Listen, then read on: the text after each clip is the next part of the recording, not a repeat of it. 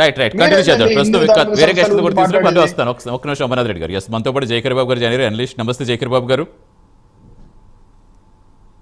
Voice mute లో check చేయండి జైకర్ బాబు గారు. అలాగే స్టూడియోలో మనతో పాటు మల్లికార్జున గారు, బీజేపీ నాయకులు జాయిన్. నమస్తే మల్లికార్జున గారు.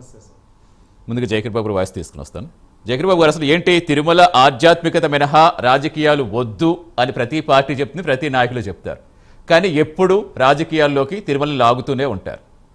అసలు వివాదాలు ఎంతవరకు వెళ్తాయి? వివాదాలను ఎలా చూడాలి? దేవుణ్ణి రాజకీయాలకు వాడుకోవడం అనేది తెలుగుదేశం పార్టీకి కొత్త కాదు. ఆ ప్రభుత్వానికి ఏమీ నూతనాంశం ఏం కాదు, పాత విషయం. ఆయన తెలుగుదేశం పార్టీ కాదు, ఏ పార్టీ అయినా మీరు ఒక పార్టీకి సంబంధించి కదా, అసలు ఏంటి ఎలా చూడాలి?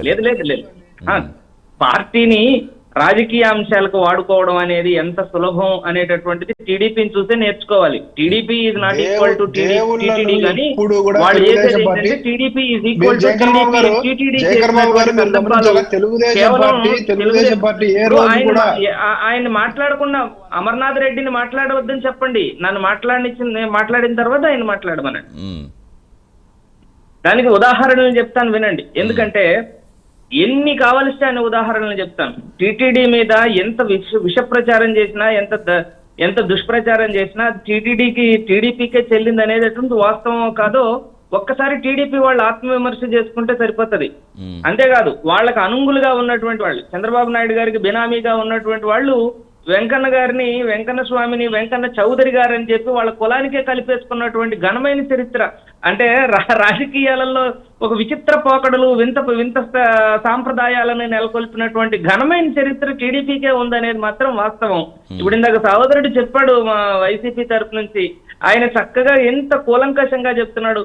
వస్తున్నటువంటి ప్రతి ఆరోపణను, చేస్తున్నటువంటి ప్రతి అభియోగాన్ని చాలా కూలంకషంగా చెప్తున్నప్పుడు దానికి చెప్పేటటువంటి సమాధానం లేక వైఎస్ఆర్ కాంగ్రెస్ పార్టీ హయాంలో ఇది జరిగింది, ఆ స్కామ్ జరిగింది, ఈ స్కామ్ జరిగింది అని అంటున్నారు. కానీ ఒక్క చిన్న అంశం ఆలోచించగలిగితే, నిజానికి ఒక ఎంపీ సిగ్నేచర్ ని ఫోర్జరీ చేసి అక్కడ టికెట్లు అమ్ముకుంటున్నటువంటి ఒక దుర్మార్గుడు టీడీపీకి సంబంధించిన వాడా కాదా? ఆయన్ని ఒకసారి అమర్నాథ్ రెడ్డి గారిని గుండె మీద చేసుకొని చెప్పమనండి చాలు. అంటే ఇప్పుడు ఎదుటి వాళ్ళ మీద బురద జల్లడానికి అటువంటి ఆరోపణ ఎప్పుడు కూడా వైఎస్ఆర్ కాంగ్రెస్ పార్టీ హయాంలో ఏనాడు రాలేదు. అటువంటి ఆరోపణలు వచ్చినా గానీ, గోశాలలో గోవధ జరిగినా గానీ, లేకపోతే విపరీతమైనటువంటి చర్యలు చోటు చేసుకున్నా గానీ ఎంత భయంకరమైన.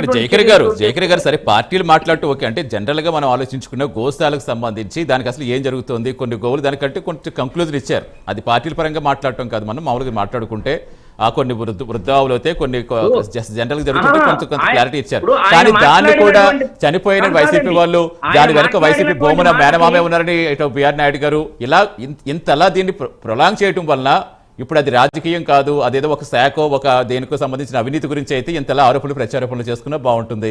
ఇప్పుడు ఒక మాట ఏదో అనేస్తాం వదిలేస్తాం అంటే దానికి కొన్ని లక్షల మంది, కొన్ని కోట్ల మంది ప్రపంచవ్యాప్తంగా భక్తులు ఉన్నప్పుడు, హిందువులు ఉన్నప్పుడు వారి మనోభావాలు దెబ్బతింటాయనే ఆలోచన వీరికి ఉండదా?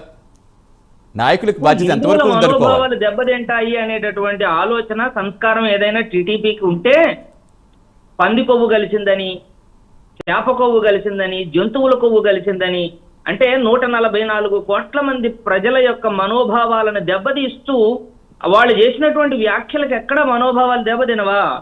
జరిగినటువంటి వాస్తవాలను కానీ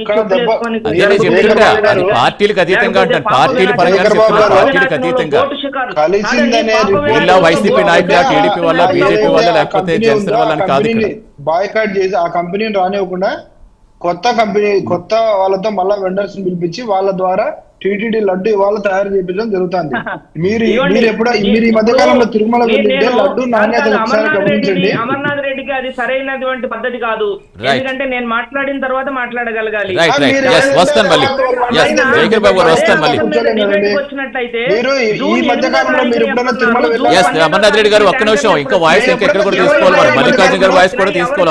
ఒక్క నిమిషం నేను కొవ్వు గురించి మాట్లాడాలి అని అంటే అదే టాపిక్ గురించి మాట్లాడగలను. కానీ ఆయన డివియేట్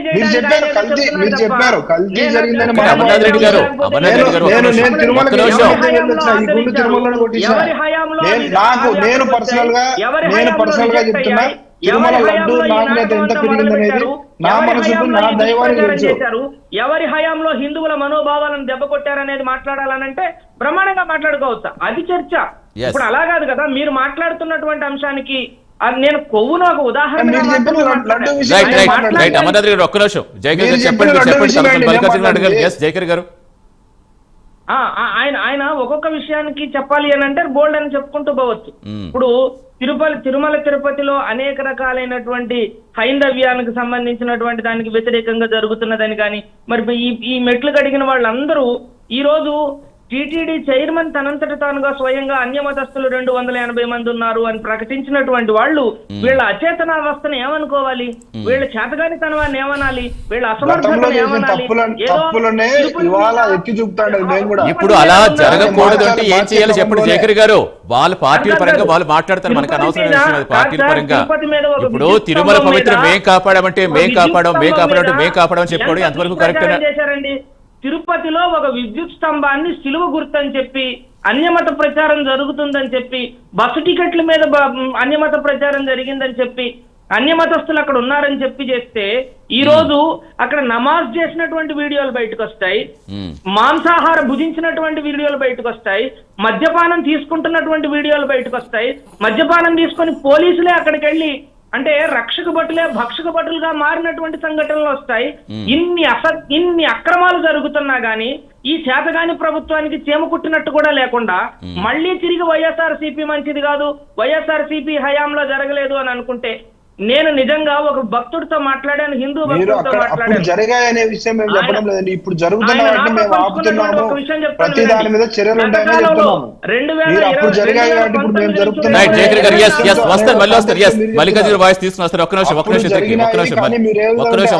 ఇప్పుడు జరుగుతున్న వాటిని మేము ఆపుతున్నాము, పవిత్రతను కాపాడే కార్యక్రమం ఖచ్చితంగా కూటమి ప్రభుత్వం చేస్తా ఉందనేది మేము చెప్తా ఉండదు.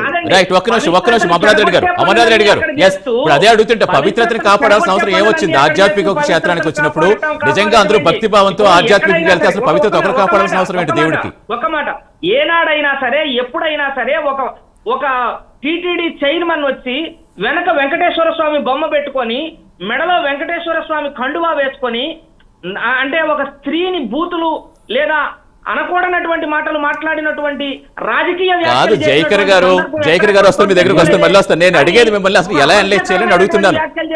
ఒక నిమిషం జయకర్ గారు, అంటే హీన స్థితికి దిగదార్చినటువంటి చరిత్ర టీడీపీలోనే చూస్తున్నాం. ఒక్క నిమిషం జయకర్ గారు, ఇక్కడ పార్టీలు బేస్ చేసుకుని కాదు ఇలాంటివి జరగకుండా ఏం చేయాలి? ఒక పవిత్రతని కాపాడాలంటే అది వైసీపీ వాళ్ళు, టీడీపీ వాళ్ళు, బీజేపీ వాళ్ళు, జనసేన వాళ్ళు ఎందుకు అవుతుంది? ఒక ఆధ్యాత్మిక భావంతో అందరూ కూడా అదే దృష్టితో అక్కడికి వెళ్ళినప్పుడు అసలు పవిత్రతను ఒకరు కాపాడాల్సిన అవసరం ఏమొస్తుంది? అది ఏ గుడైనా సరే. అది ఒక్క నిమిషం మల్లికార్జున గారు ఏం చెప్తారు, అసలు ఏం జరుగుతుంది అనుకోవాలి?